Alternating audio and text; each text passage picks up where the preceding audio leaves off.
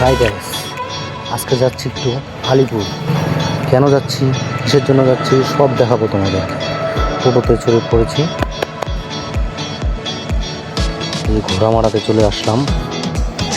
বাসের জন্য অপেক্ষা করছি, অনেকেই আছে এখানে। একটু কথা বললাম, ঠাকুমাটার সাথে একটু কথা বললাম কোথায় যাবা। কি সুন্দর হাসি স্মাইল, ভালো লাগলো।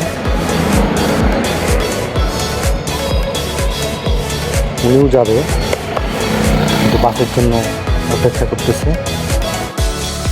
বাসে উঠে পড়লাম, অলরেডি চলে আসলাম আলিপুরদুয়ার। তোমাদের দেখাচ্ছি,